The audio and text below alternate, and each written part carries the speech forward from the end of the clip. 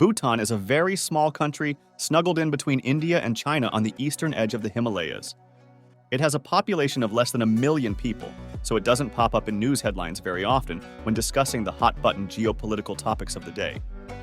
It is, however, a destination this month for conservationists, scientific specialists, and even policymakers from all over the globe, as the royal government in Bhutan, under the patronage of Her Majesty Queen Jetsun Pema Wangchuck, is rolling out the red carpet on behalf of the tiger. The conference runs on April 22nd and 23rd, and along with the host government, it is being supported by a plethora of conservation and wildlife organizations from across the spectrum. Tigers have had a rough time of it over the past few decades. Presenters note that more than 97% of the tiger's original range has been lost to human activities. In 2010, the species reached an alarming low of only 3,200 individuals. Without some sort of intervention, the world was looking at the very real possibility of losing one of its great cat species forever.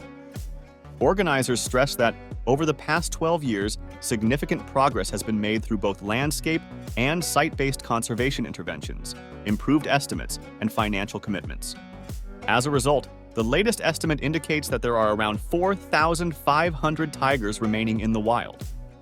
The conference being held in Bhutan is fitting, as a 2023 report from the World Wildlife Fund for Nature notes that this tiny nation has seen unusual success in increasing its tiger population by 27%. Bhutan's conservation efforts continue to inspire hope for the recovery of many threatened species, said Dechin Dorji, Senior Director of Asian Wildlife for the WWF. The recent news of increasing tiger numbers in Bhutan serves as a clear testament to what can be achieved when nations and their people demonstrate selfless dedication to conservation for the good of humanity and the planet. While there will be an opportunity for attendees to venture out in the field on an optional third day, the Sustainable Finance for Tiger Landscapes Conference will be an intensive 2 days, focusing on how to raise awareness, gain cooperation, and amass the resources necessary to reverse the decline of the tiger. Stating 5 key objectives to that end, and 7 expert keynote speakers to engage the audience.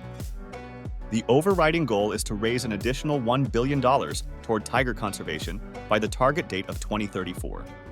Participating organizations will be looking for global partners for this revenue, from public, private, and institutional sources.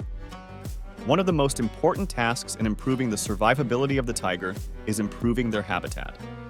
One of the possible avenues for pursuing this goal is identified as the United Nations Decade in Ecosystem Restoration Program, which might be utilized to restore up to 91 million hectares, or a bit more than 351,000 square miles of the tiger's historical range. Researchers have identified areas where the tiger has been extirpated, but could be successfully reintroduced and allowed to improve the local ecosystem as an apex predator. All of this will require cooperation across international lines and many years of hard work along the way. This is the purpose of the conference in Bhutan this month, to galvanize the determination and commitment of all parties involved. When thinking of those who work toward the conservation of wildlife, images usually arrive of intrepid adventurers slashing their way through a dense, faraway jungle.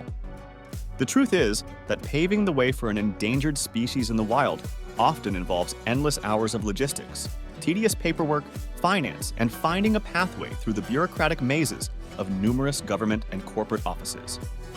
And this is the journey that is now starting for some of the more diligent tiger lovers from all corners of the globe.